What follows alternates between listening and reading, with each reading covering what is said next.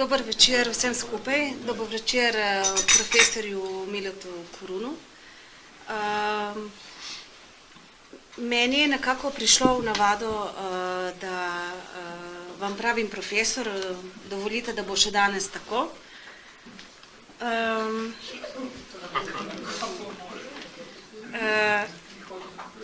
Ja.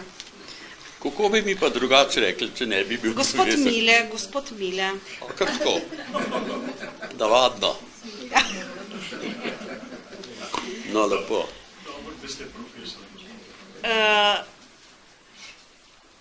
Zdaj, če greva čisto na začetek vaše poti, vsakeč, ko se pogovarjava, oziroma in tudi, ker vem iz vaše biografije, mi je zanimivo to, da ste se najprej na Trubarjevi spogledovali z igro, da ste pisali neke manjše prizorčke, medtem ko nekdo drugi je pisal pesmi.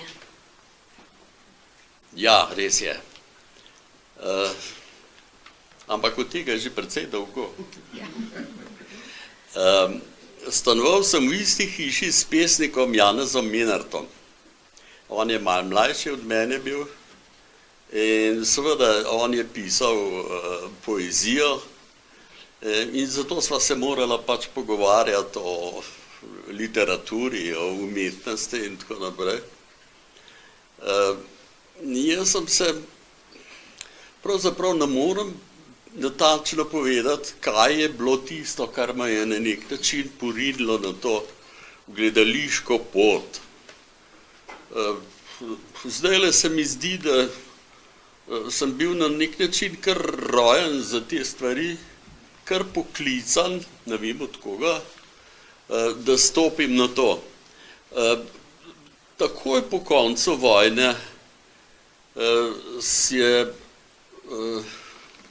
na kvartu, tako se je imenovala tista skupnost v Ljubljani, kjer sem živel, tam okrog Svetega Petra ceste oziroma Trubarjeve, kot je potem bilo rečeno, je bila ustanovljena ena skupina amaterjev in ne vem, na kakšen način sem padel not v to skupino in smo pod vodstvom profesionalnega igralca,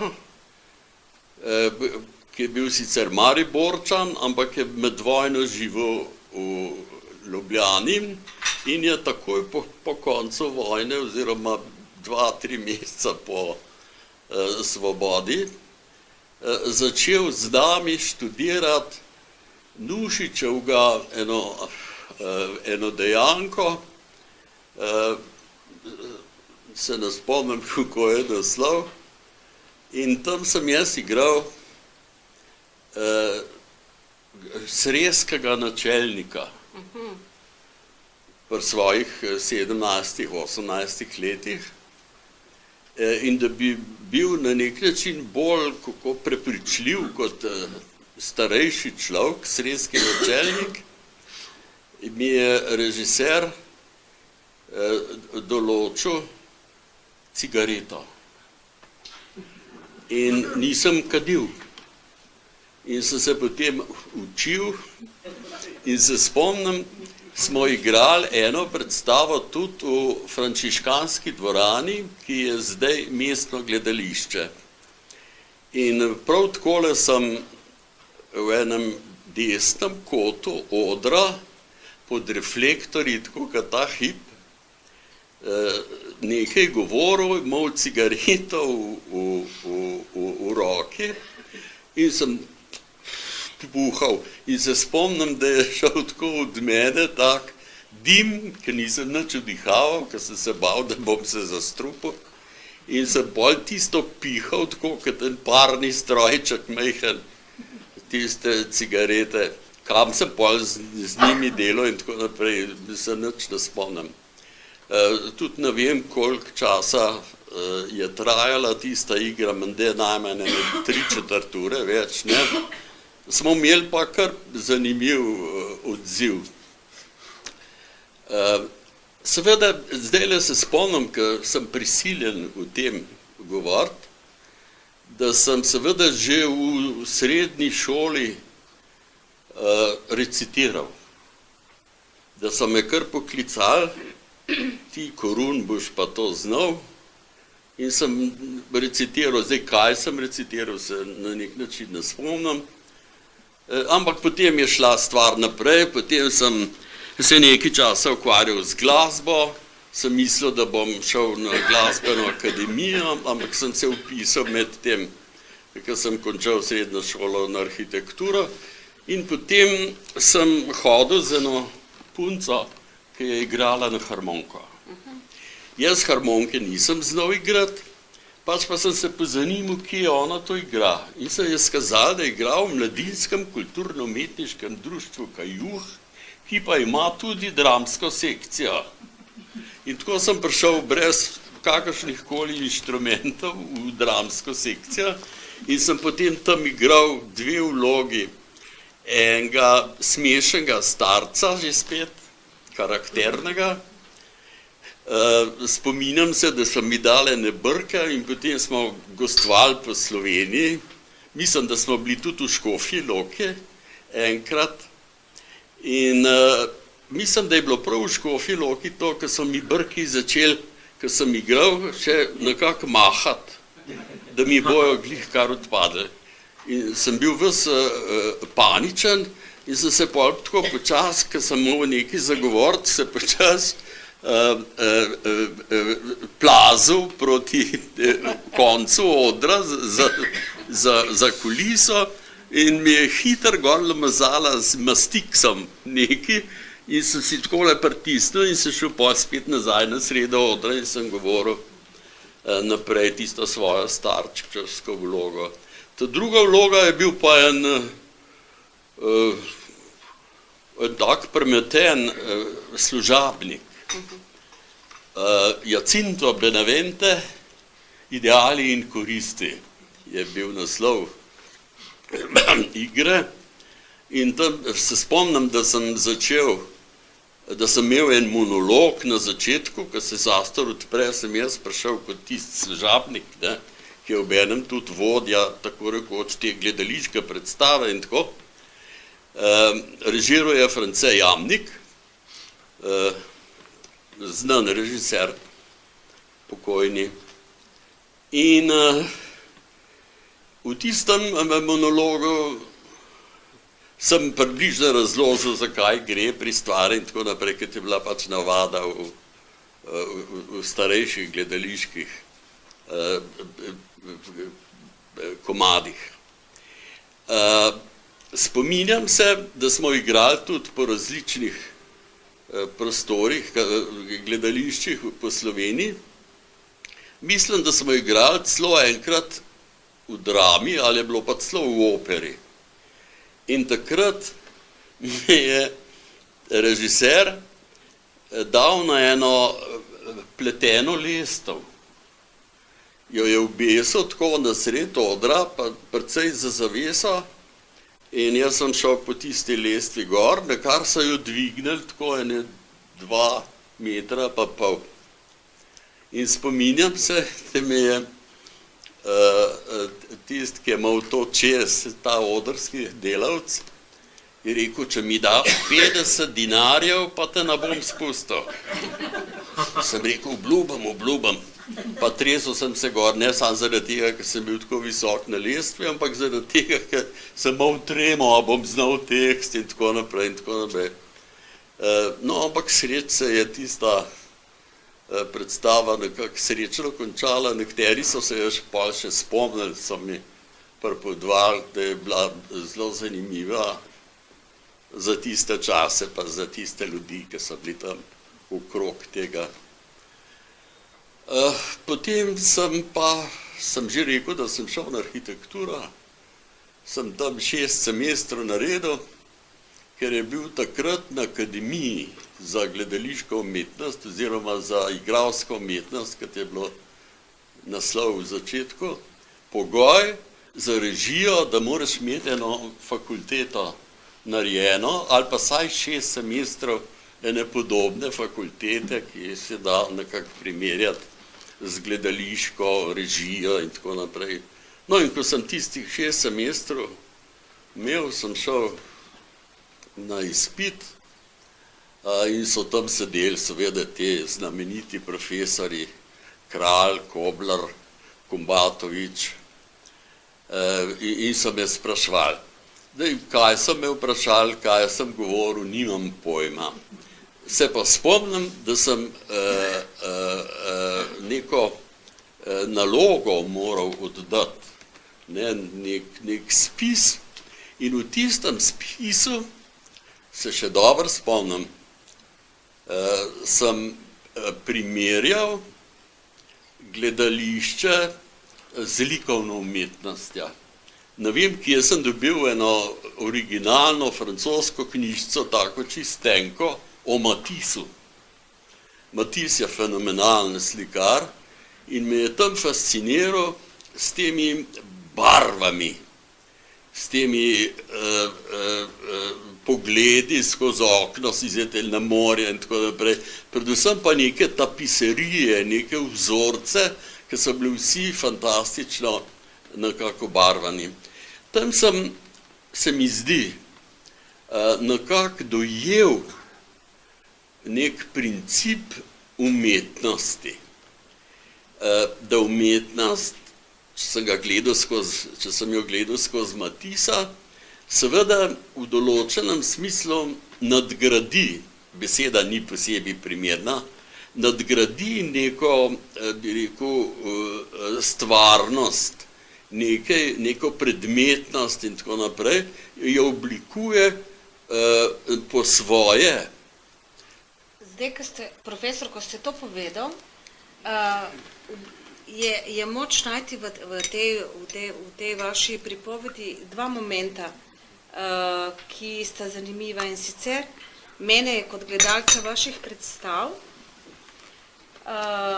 če izhajam iz tega likovnega, ki vas je tako močno zaznamovalo, režiserji ste, saj nekateri, mogoče tisti najboljši, znani potem, da imate en močen simbol vizualni v vaših predstavah, nekdo ima obešene stole pod stropom, en ima dežnike. Mogoče se zdi zdaj šaljivo, da to sprašujem, ampak me zanima, je to prišlo nekje nezavedno ali ste si izbrali tako? In drugo, in potem bo še naslednje vprašanje. Po mojem, vi zdaj malo namigujete na moje navdušenje nad dežnikom.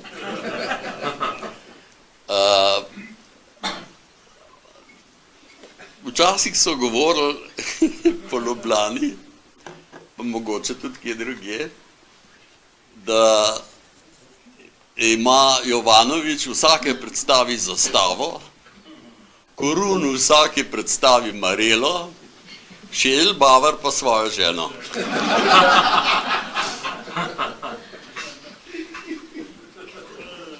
To je na nek način, kar se mene tiče, seveda, drugo so anekdota, kar se mene tiče, je na nek način res. Ne vem zakaj, sem pa imel v prvi predstavi v ljubljanski Drami, ki je bil moj debut. Tega sem dobil na ta način, da je profesor Jan, ki je bil direktor Drame, tam za Narodov blaga od Cankarja ponujil temo, režiserju, mojim kolegom, jaz sem bil takrat še asistent, pa potem temu in pol preden ga je vrgel z mize dol, je pa še meni rekel. In jaz sem bil takoj za to, da ta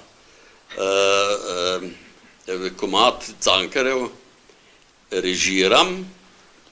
Seveda sem ga režiral tako mladeniško, po svoje. Kralj ga je zelo pohvalil v sodobnosti. Zanimiv je bil tam predvsem Stane Sever. On je v tisti vlogi odkril vloga, ki so jo prej igrali kot nek dodatek V glavnem gre, kakor najbrž vsi vejo, za nek politični prelom. Ne? Dva politika, mogočneža, se nekako spreta in potem imata vsak svojo stranko, vsak svoj program in v to zdraho pride ta osnovna figura, in ki jo je igral Sever, in ker je bogat in mislijo vsi, da se bojo z njim lahko okoristili v tem političnem boju, se potem zgrnejo okrog njega in lezajo in lezajo in že vemo kaj, kakor se le največ da. Sever je iz te figure, ki je bila drugače, kakor so mi pripovedovali prej, bolj obrobnega značaja, naredil centralno figuro, ker je bil pač to čudovito sposobnost, nadarjenost za igro. Se pa spomnim, da nisem vedel, kaj bo naj pravzaprav kot režiser, mlad mulc, ko rečem, kako naj igra to vlogo. In se spomnim na Oblomova. To je en ruski roman, Gončarov meni se di, ampak ne rečem, se mi že vse meša, tako da tukaj nisem zanesljiva firma. Spomnim se pa, da je tam en odlomek o očalih. In potem sem predlagal Severju, da bi imel očala, skratka, da bi bil kratkoviden. In on je to fenomenalno naredil. Mislim, da je celo figuro pravzaprav zvezal s to kratkovidnostjo, s temi očali in seveda vse, kar je zraven pasal, način, kako hodi, kako se bi rekel, sprijazni s stvarmi, ki jih relativno mogoče drugače gleda, kot nek normalen človek, in iz tega je z eno fino ironijo, pa z eno fino psihologijo naredil impozantni lik. In to je kritika, je tudi to spoznvidla, kar je že veliko za kritiko, in tudi napisala, da je to nekako redo. A sem odgovoril? Ja. Iz teh prvih stavkov, ki ste jih rekli, si mi je poleg tega dežnikov in stolov in zastav in potem žen,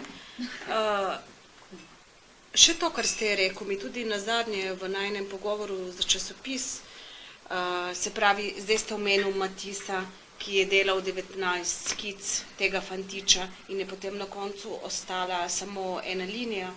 V pogovoru za sobotno prilogo ste mi rekli nekaj podobnega, če sem prav razumela, da je tako tudi z realizmom v gledališču, da ga je treba se oddaljiti od njega, iz tega dobesednega na koncu, da ostane samo linija. Sem prav razumela? Zelo prav.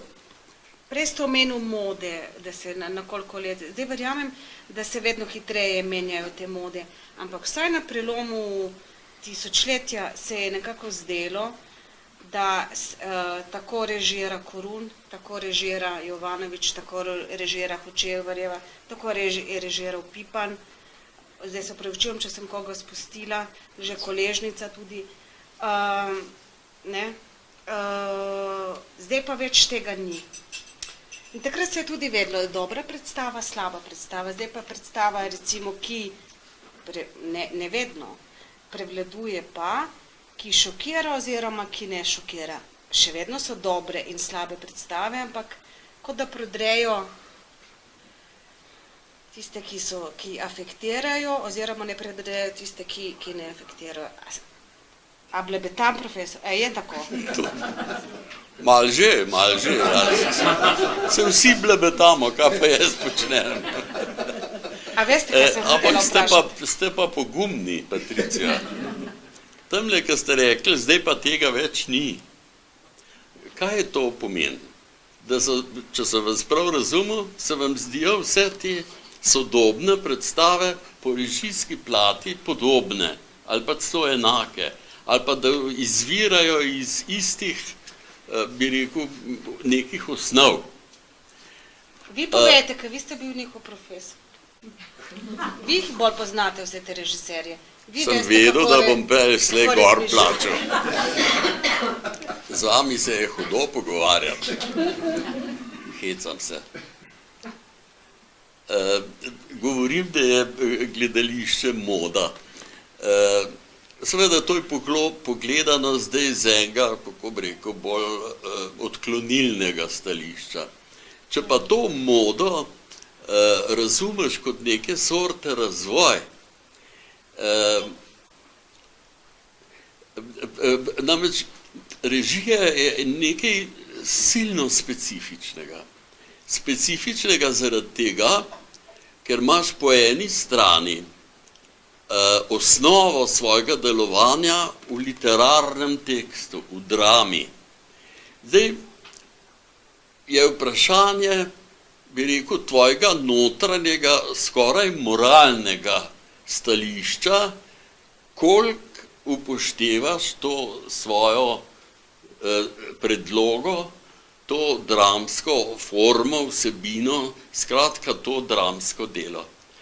Jaz sem, kljub temu, da sem veljal nekaj časa za nekega, kaj bi človek rekel, avantgardista, sem bil pa v določenem smislu, saj k temu sem težil, zvest tej osnovi, tej drami, komediji, tragediji ali kakorkoli. Mislim, da sem zelo oprezno ravnal z besedilom, da sem ostajal, če sem le mogel, v okviru misli, ki jo ta drama nekako nosi v sebi. To sem počel na različne načine, včasih se tudi iz tistega mojega načina ni dalo razbrati te misli, verjamem, da se je nekaterim to dogajalo, ampak moja tendenca je pravzaprav bila, da sem ves čas nekako v svojem doživljanju, umetniškem ustvarjanju, če lahko tako rečem, upošteval to osnovo. Iz tega je lahko razstalo ne vem kaj. Spominjam se, da sem po tistem, ko sem prišel iz Pariza, delal v drami Pohujšanje od Cankarja, ki ga je Josip Vidmar raztrgal, je rekel, da sem huligan, pa da sem sramota slovenskega teatra in tako naprej in tako naprej. No, če v oklepaju povem, čez eno leto smo gostovali s to predstavo s Pohujšanjem na Sterinem pozorju, katerega predsednik je bil Josip Vidmar in smo dobili prvo nagrado in podpisal jo je kdo? Josip Vidmar. In to mirne duše. Kaj to pomeni? Da je kasneje razumel zamudo? Moral jo je kot predsednik. Predsednik včasih tudi kaj mora. Ja, kaj, da bi ne, kakšen škandal bi pa to bil. Tam cel Sterino pozorje, vse tista komisija in tako naprej, ki razpravlja o gledališču v Jugoslaviji in tako naprej, se odloči, da nagradi nekaj, kar je on raztrgal, kaj ne zdaj naredi? Lepo podpiše nagrado, pa amen, kaj bi?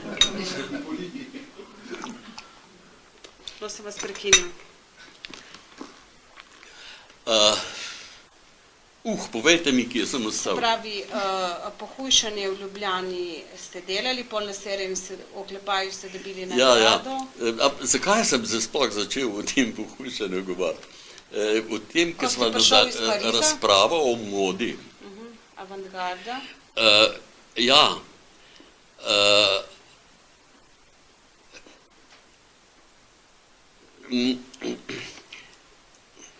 Mislim, kad človek, ki se v neki določeni fazi svojega življenja začneš ozirati nazaj in se začneš spraševati, kje pa sem? Mislim, kaj se mi je pa že zgodilo? Kaj sem pa že prehodil? Kje pa pravzaprav sem?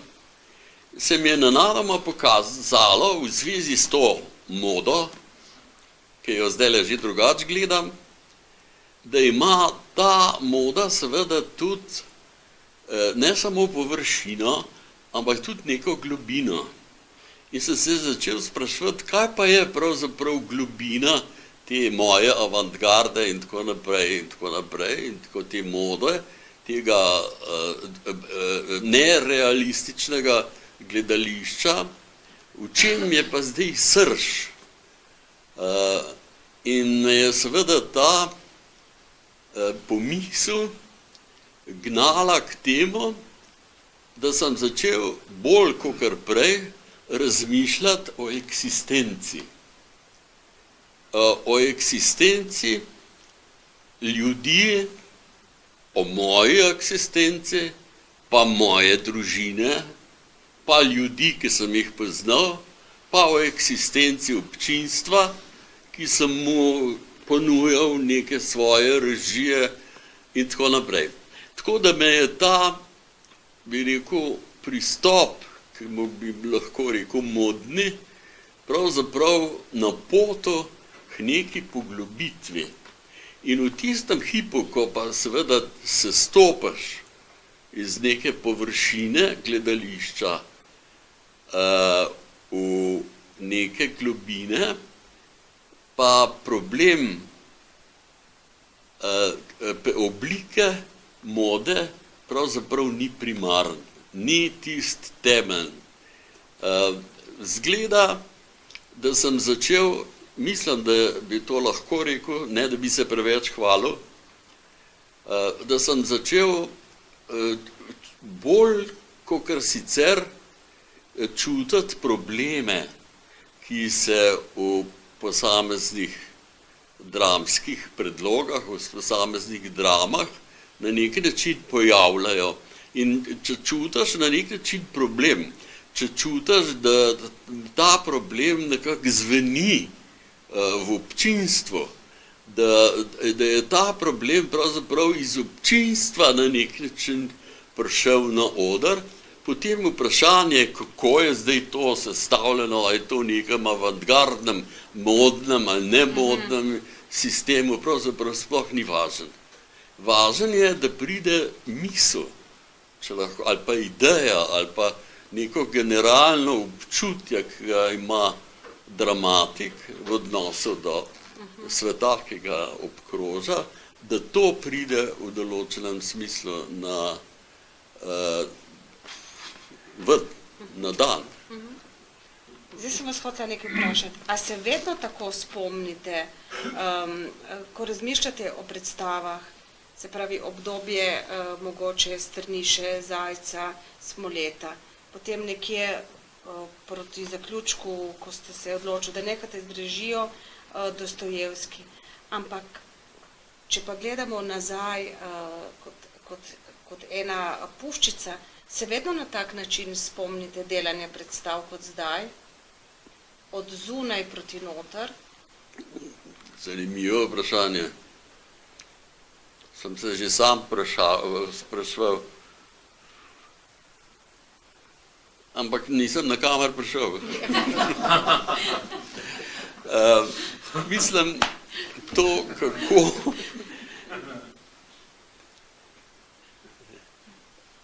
spraševal sem se, recimo pred vsako režijo sem v določenem smislu nastrpen, že zdajle, ko se sam spomnim in ko sam govorim režija, me začnejo mravlje hoditi gor pa dol po meni. Hočeš se na nek način, bi rekel, spraviti v dramo, ki jo imaš. In to ne samo tako po vrhu, ampak v center, v bistvo tiste drame. Pa ne bo to Hamlet ali pa Za narodov blagor ali pa Hlapci recimo in tako naprej, ker sem jih delal 4-krat. Pa zmeri drugače, o tem se bova kasneje pomenila. Skušaš priti na nek način v v center. Zdaj, seveda bereš to, pa ono, pa tretje, pa analizirali so že to levo, desno, gor, vsi lingvisti in tako naprej. Ampak če to vse skupaj spraviš, pa si nabutaš glavo s tem, to še nič ne pomeni. Moraš najti en, kako bi človek rekel temu, skoraj nek čutni stik s stvarjo. Zdaj, a je to nek simbol, a je to nek predmet, ponavadi dobim eno razpoloženje. Recimo, zelo rad se spomnim predstave Striča Kvanja, ki sem jo delal v temle gledališču, ker se mi zdi, da me je ves čas tega delovanja spremljalo eno prav posebno razpoloženje, ki sem ga skušal nekako ustvariti s temi igralci, fantastičnimi, ker so to tako dobro naredili, da že zlepa ne. To razpoloženje. Zdaj, kaj je to razpoloženje? Je zelo težko reči. Rajši bi ga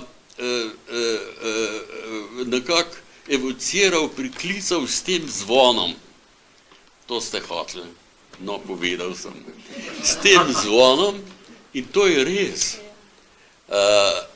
Včasih je v nekem tonu veliko več, kot v treh straneh, da vem, kakšne poezije ali pa dramatike ali pa proze in tako naprej.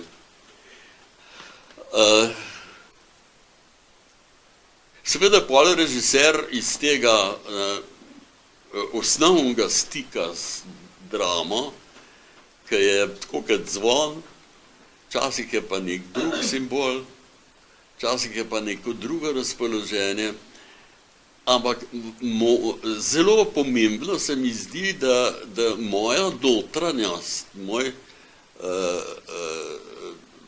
instrumentarij psihični, ki ga na nek način imam v sebi, da reagira na ta izziv, na ta klic, ki ga čutim v tej drami.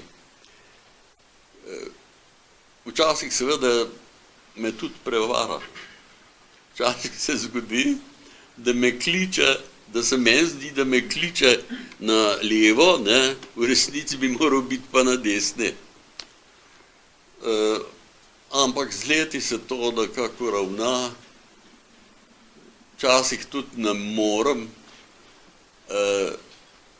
imam premalo časa, da bi lahko dogradil ta sistem tega stika režijskega.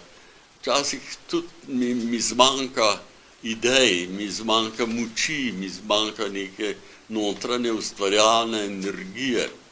In pol so take predstave tako. Pa sem se matral mogoče bolj, kakor pred kakšni, ki mi je uspela,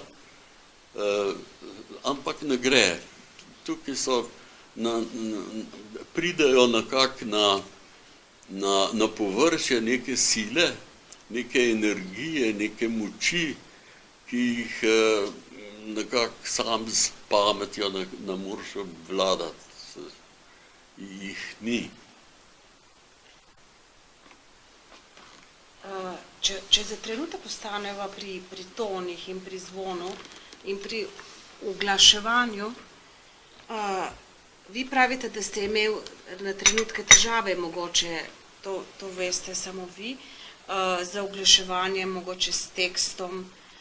Kako ste pa naredili, kako ste ustvarjali ta triangel zvenov, potem z igralci, ki mi vedno o vas govorijo same imenitne stvari.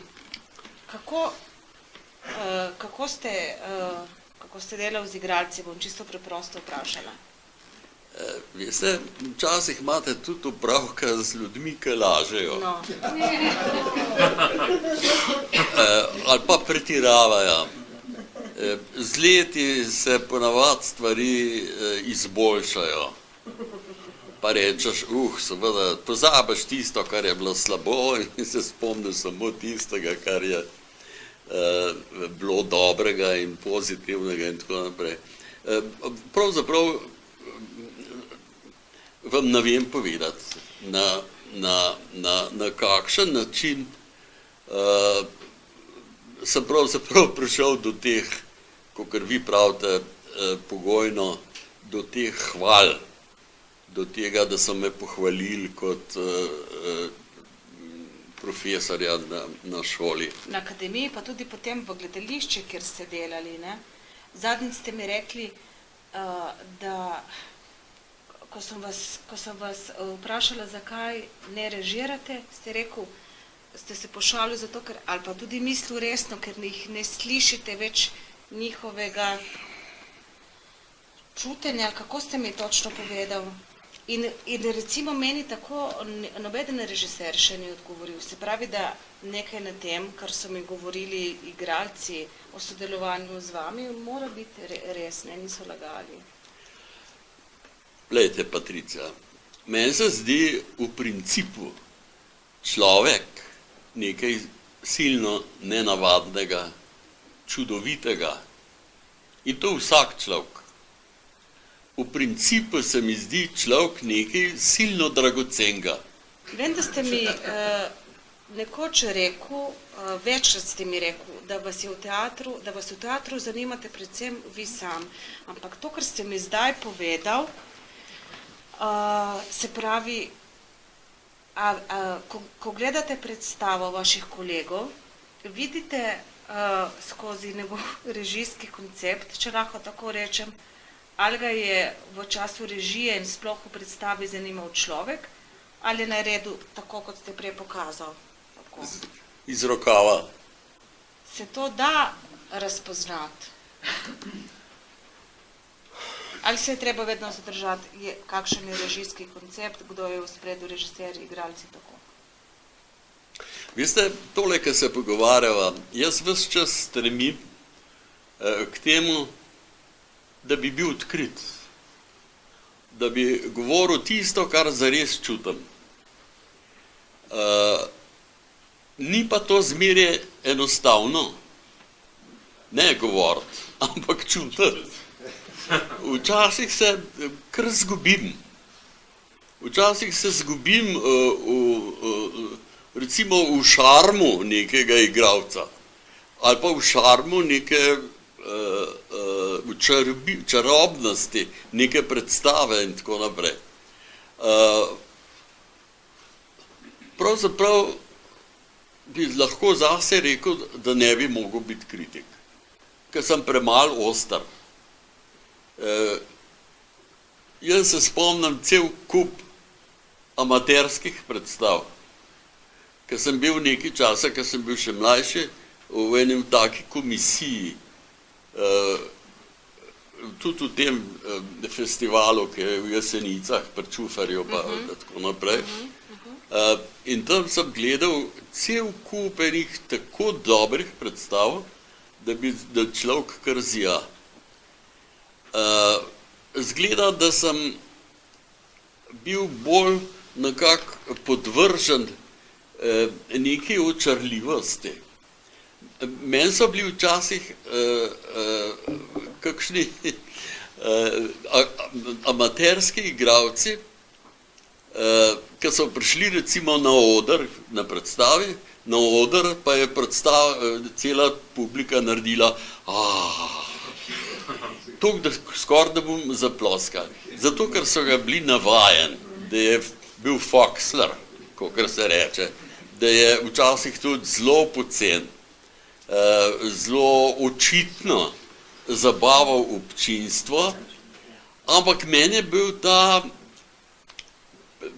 kako bi rekel, ta situacija, da je človek na nek način ima občinstvo tako rekoč na vajetih, pa so te vajeti seveda zelo enostavne, bedaste, butaste, kakor sem prej rekel, ampak so. Mislim, ta moč tega pritegovanja pozornosti, to me je zmeraj fasciniralo. Tako da bi jaz bil težko zdaj kakšen Razumem. kritik, ne vem, ali je to Razumem. dobro ali slabo, če sem jaz navdušen nad kakšno stvarjo. Včasih sem bil pa prav prazen, pa so bili vsi blazno veseli, pa navdušeni nad kakšno predstavo, meni pa ni nič prinesla. Mislim, da je največ odvisen od igralcev. Se to pred niti mesecem dni so v MGL-ju, Mestnem gledališču ljubljanskemu, prizorili vašo prvo dramo Svetovalec. Drama, komedija, burleska z, kako je rekel, prej ste mi rekel, kako je rekel režiser Zupančič v gledališkem listu? En esejček je napisal v gledališkem listu, naslov je bil pa Burleska s kepo groze. Skepo groze, ja, iz teksta. Meni se zdi perfektni naslov. Jaz sem celo življenje imel pravzaprav nek slab občutek, da ne znam pisati dialogov, a znam. Ja, In sem se še vprašal in nisem imel nobenega, da bi mi to odgovoril. In sem vprašal vse in sem rekel, bom poskusil pisati dialoge. Če grem, a znam, mislim, dialog je nekaj fenomenalnega, nekaj fantastičnega, nekaj, že tudi tako, ko se pogovarja človek z ljudmi, ko se pogovarjaš. In pol, ko sem razmišljal, kaj je teater, pa kako se je ta radovednost kasneje v družbi nekako razvila, sem prišel do tega, da se ljudje pravzaprav morajo pogovarjati. Tudi, če se peleš v liftu, v tretje nadstropje, pa že čutiš neko, bi rekel, željo, da se na nek način ta tišina prebije, da se ustvari nek kontakt in tako naprej. In iz tega kontakta izvira to, da se ljudje strašno zanimajo drug za drugega.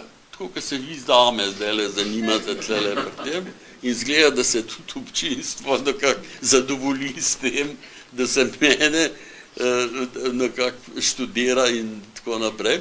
Iz tega firbca, ki ga je treba razumeti, oboroženega s tesnobo, sem rekel, iz te zavesti, iz te radovednosti izvira po eni strani gledališča, po drugi strani pa tudi tisto, kar rečemo opravljanje. Sem si rekel, a znam pisati dialoge. In potem sem bil nekako s tistim, kar mi je ratal na računalniku, kar nekako zadovoljen. Moram pa reči, in to me spremlja ves čas, pa ne vem, kako je to, ali sem malo naumen ali kaj, malo prizadet, mogoče sem v teatra že malo nor. Sem se ves čas smejal. Zdelo se mi je tako, kakor da hodim čez plot k sosedu rabutati jabolka. Majanko, Kos je vaš sosed. Ja, ampak on nima jabolkov, ima samo češnje. Ja, lahko, ampak ne bi hodil. In sem se začel, na nek način se smejem sam v sebi, da sem se vrgel na neko področje, ki ga ne poznam, ki ga nisem pravzaprav, kljub temu, da sem v začetku pisal neke tiste prizorske in tako naprej, pa tisto sem zavrgel in pa, ko sem šel v režijo, je režija nekaj čist drugačnega, kot pa pisanje dialogov in tako naprej. Čeprav so neke stične točke, jasno, seveda, v tem lahko drugič pa.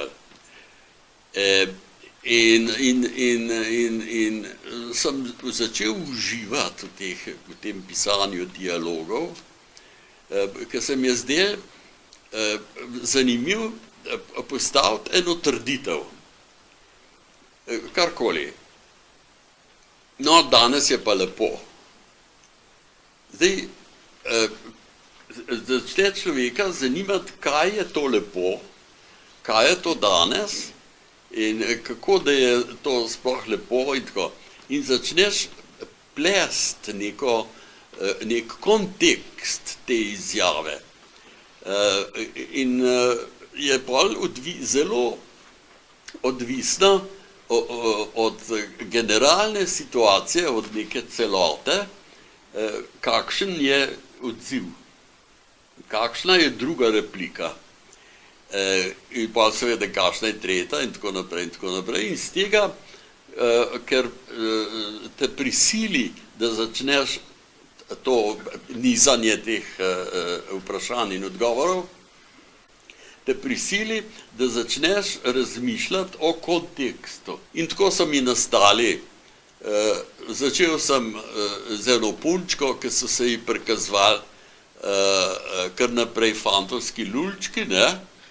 In je prišla k temu svetovalcu, je rekla, gospod mojster, jaz imam probleme, čim se pogovarjam z enim fantom, mi stopi pred oči nek tist, kako že rečete, penis ali falos ali kako, in mi je neroden, dajte me nekako rešiti.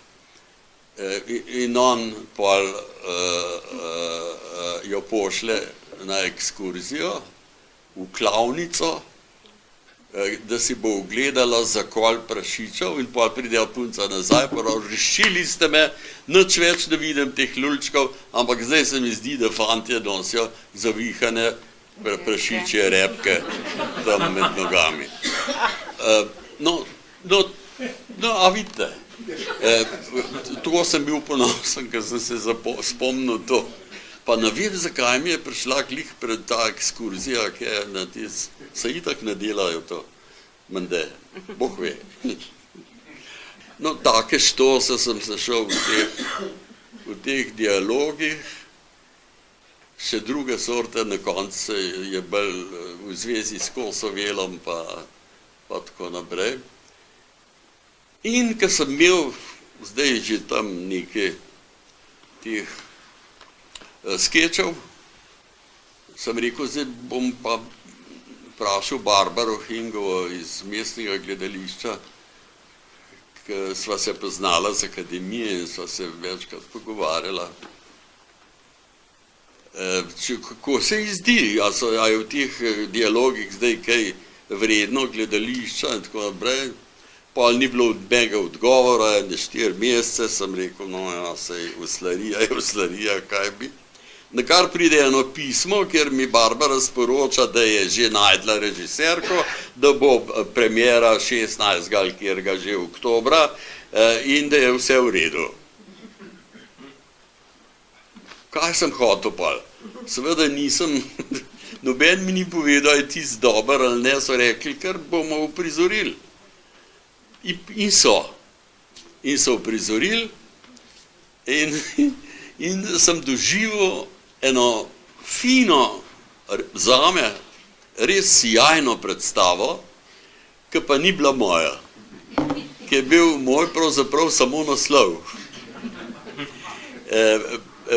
Dekle, po moje zelo nadarjena punca, je izbrala iz tistega kataloga, seveda teh različnih poskusov, neke momente, ki jih je vrgla na oder in vzela za osnovo figuro tega svetovalca.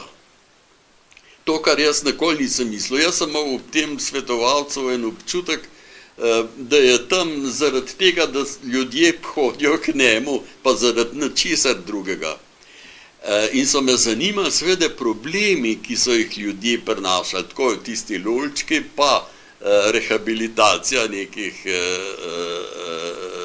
gospodarstvenikov, pa problem življenja, biti ali ne biti te mlade punce, ki čuti grozo in ki pol predpiše bičanje in tako naprej. To se mi je zdelo, da me na nek način zanima in da bi moral biti center predstave. V njeni interpretaciji je center čist nekje drugje, je pravzaprav problematiziran ta svetovalec kot nosilec nekega bi rekel, gledališkega principa. In skozi to se je videl, da pravzaprav v tem svetovalcu vidi režiserja Mileta Koruna.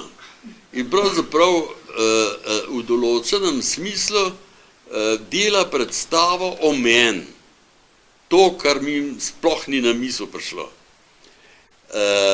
To, kar mi ni prišlo na misel, je pa naredila, po mojem mnenju, briljantno. Profesor, recimo to se mi zdi zanimivo. Jaz nisem videla, prebrala sem tekst, svetovalec, predstave še nisem šla gledat. In ko sva se na poti v Kranj pogovarjala, ste mi vi nakazal približno to, kar ste zdaj povedal. In sem razumela, da je verjetno režiserka res svetovalca vzela za režiserja in za Mileta Koruna. Zdaj me pa zanima, kaj vi menite o tem? Se mi zdi, da v Sloveniji je nekako je moda, a je trend, a je to res kak freudovski obračun, da se recimo mlajše generacije polotijo, ne vem, mogoče Rističa čisto z imenom in priimkom v eni predstavi in gre za inteligentnega režiserja. Recimo tukaj, če je ta mlada režiserka v svetovalcu našla vas. Jaz si ne predstavljam, recimo v Londonu, da bi Richardson ali pa, ne vem, režiserji, ali pa da bi sama Mendesa, ali pa da bi kakega Olivieja na tak način vrteli v teatru. Ali pa Petra Bruka, naprimer. Ne? Draga Patricija, gre za en problem oziroma za en val v teatru, ki seveda traja že 25 let.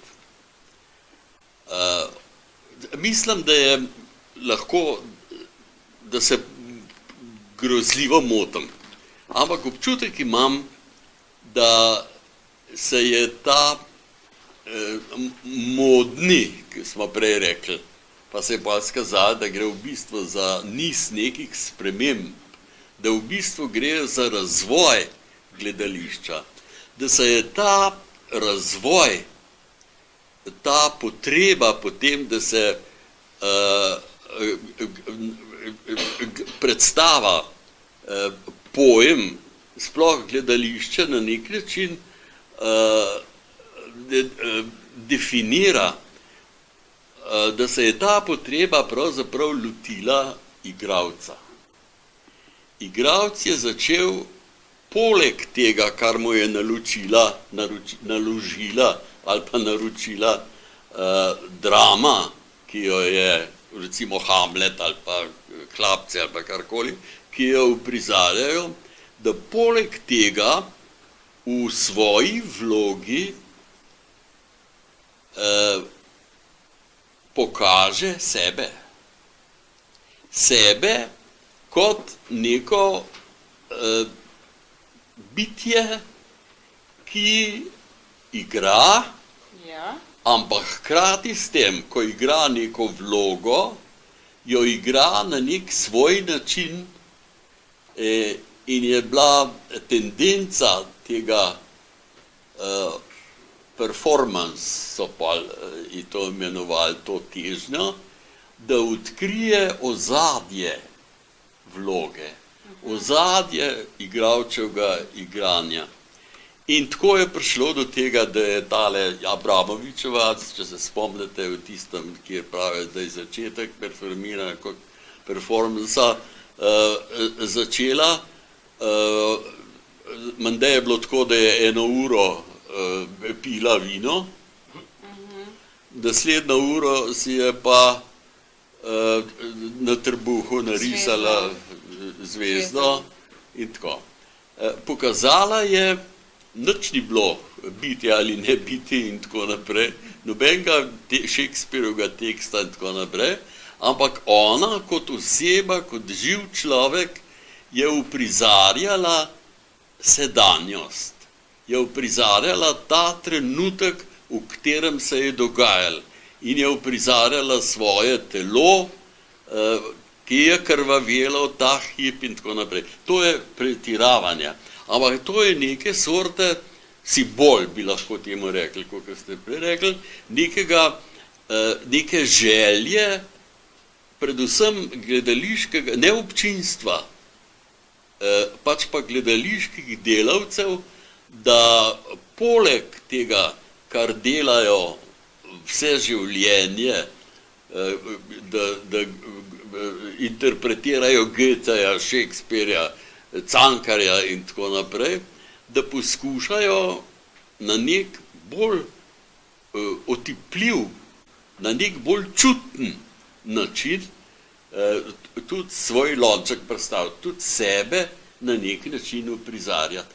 In z tega se je seveda pol nastalo, da so začeli govoriti o osebnih tragedijah, ne, da so Če sploh to so tragedije. cel kup enih predstav je bilo, ko so igralci govorili o svojem problemu. To mislim. Tudi v tej predstavi je en trenutek, ko Gašpertič govori, če sem prav razumel, pa prav slišal, o svojem problemu igranja, v svojem življenju, v svoji situaciji v gledališču in tako naprej. Nekaj podobnega sem pravzaprav jaz sam poskušal analizirati oziroma sploh se seznaniti s tem stanim v svoji knjigi, ki sem jo pisal okrog kralja Lira, ker me je tam zanimalo, temu sem jaz rekel dejanskost, in me je zanimalo, v bistvu gre za vse to, kar sem doslej govoril o performansu, pa o tem v njej, je šlo v bistvu za čas, za ta trenutek, za ne nekaj, kar se je zgodilo nekoč ali pa se bo in tako naprej, ampak za stvari, ki se dogajajo ta hip. In sem poskusil s to pomočjo dejanskosti, kakor sem že rekel, sem poskusil kralja Lira, Jerneja Šugmana, na nek način zasledovati, kako pravzaprav on ustvarja,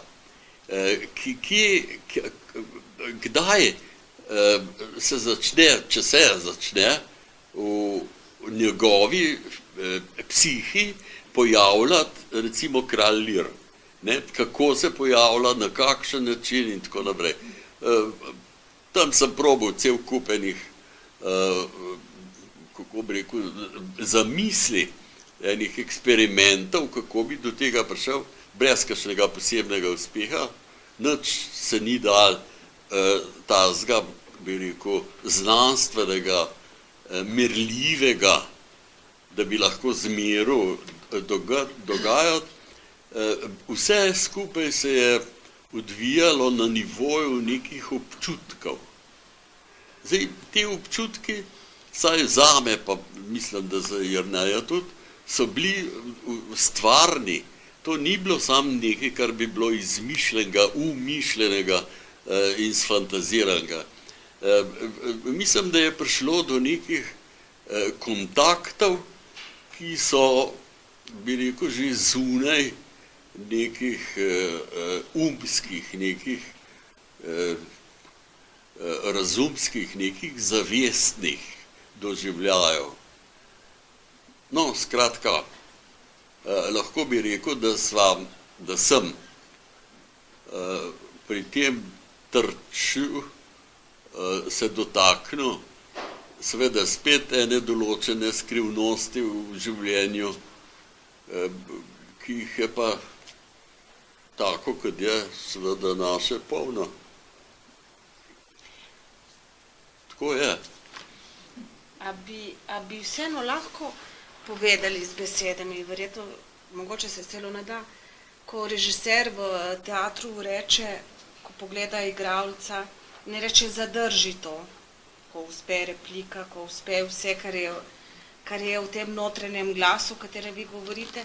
Kaj vi vidite takrat, ko rečete, ne vem, Šugmanu, Gračnerci, ne vem, Samoborju, komorkoli že zadrži? Kako veste, da je tisto prav v trenutku sedanjosti, v sozvočju z dramo, z likom, svetom? Jaz nikoli ne rečem zadrži. No, zdaj ne vem, kako rečete? Ne vem, če sploh kaj rečem. Kako pa Tole pol veste? zadrži to imajo je ena filmski igralci, fama, filmski en mit, ki se pravzaprav širi o režiserjih pa o igralcih. To sem videl velikrat tudi na televiziji, pa tudi v filmih in tako naprej. No, kaj vi rečete, profesor Pol, kaj?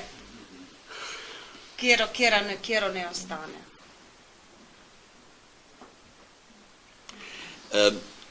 Lejte, tole se dogaja ponavadi nekje na sred študija.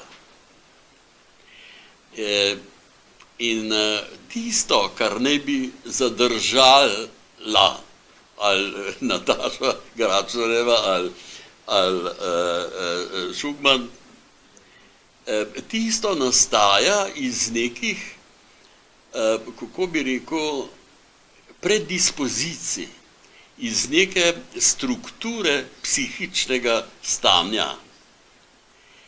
In ona je tisto, kar naj bi zadržala, kot pravi režiser, je pravzaprav ustvarila z nekim procesom.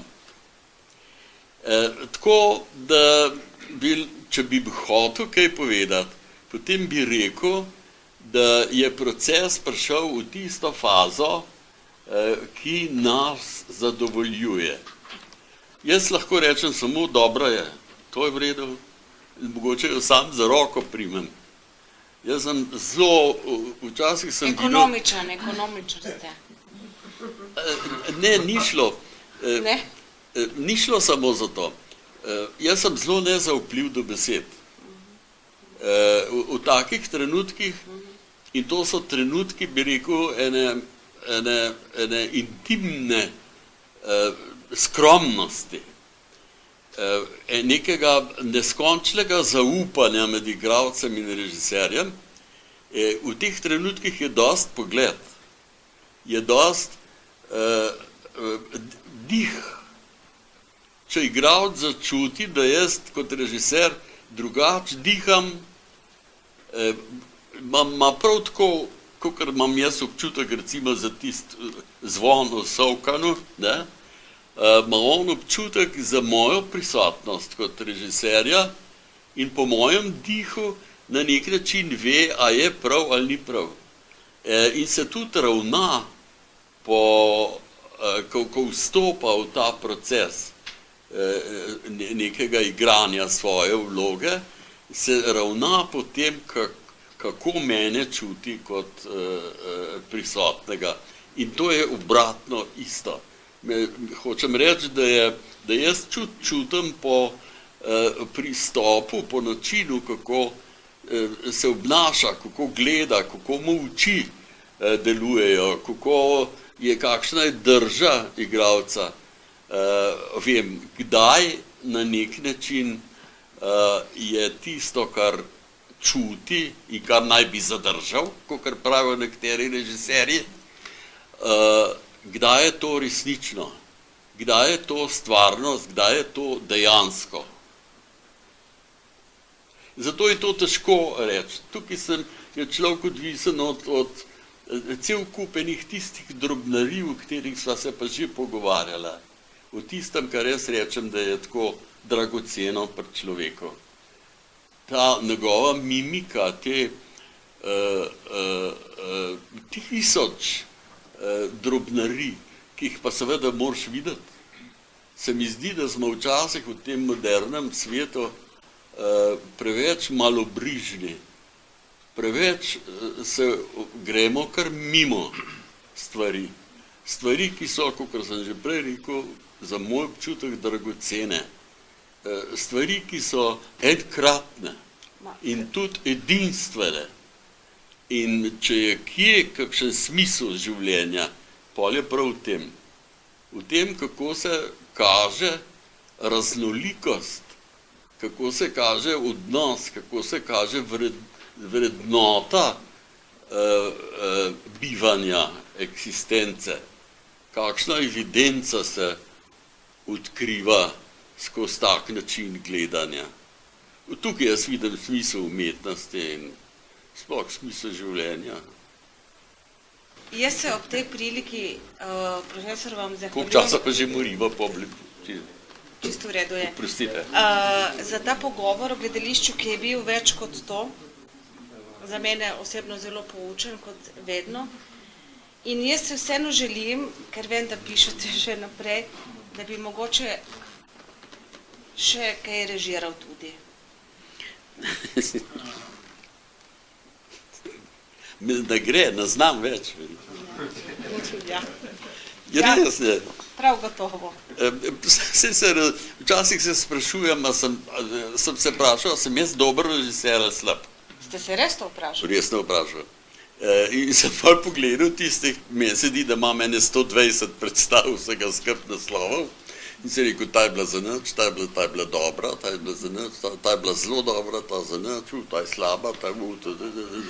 In sem najdel ene 5-6 od tistih 120 predstav, s katerimi sem zadovoljen. Ma bi jih povedal zdajle? Eno bom povedal, in to je Voranc v drami. Pol sem ponosen, bolj kot na Karamazove, ki sva se pogovarjala, sem na Idiota, ja. Pol Zlata čeveljčka ali kako je že naslov, od Smoleta. Tudi, ja, hvala lepa. Oresteja, ja, ampak ta je že toliko daleč stran. In tako, no, ne vem, nekaj jih je takih. Ampak v predstavi je tako težko reči, a je dobra ali slaba. Važno je, a ti kaj pove. Mislim, pove, če pove, nič ne pove, seveda da ne. Ampak lahko te vznemiri na nek poseben način. Spomnim se, da sem večkrat se odločil za neko režijo, če sem videl isto stvar, neprimerno po mojih mnenju, uprizorjeno. No, pol svetovalca? Ja, kaj? A da bi ga še jaz režiral? Ne moram. Mislim, da ne. Mislim, da sem zgubil en objektiven, ne bom, lažem, se že lažem. Nimate kaj z mano početi več. Mogoče sem, tole bom mogoče še zaključil s tem, ker sem rekel, da sem se smejal sam na sebi, ker sem začel te dialoge pisati. In ves čas, tudi zdajle, imam ta občutek, da sem pravzaprav na mestu nekoga drugega. Da to ni moje pravo mesto. Da me imajo vsi za nekoga, za nekaj, kar nisem. Ne vem, vidim, da mi ne verjamete. Ne, mislim, tudi tukaj občinstvo mi verjetno ne bo posebej verjelo. Ampak jaz imam res znotraj sebe in to me tako ustvarja, napolnjuje z eno radostjo, kot da se, kako bi človek rekel, ne da nagajam, daleč od tega, pravzaprav zabavam samega sebe. to je imenitna pozicija. Je, samo od nje nimaš nič. Ne, hočem reči, a ni nekaj najbolj imenitnega, da prideš v situacijo, v obdobje in v stanje, ko si lahko rečeš, vse v bistvu nisem za to, za kar me imajo. Tukaj sem na mesto nekoga drugega. Ali je to že perverzija malo? Pa vem, morate drug mesec me vprašati. Hvala lepo, gospod profesor.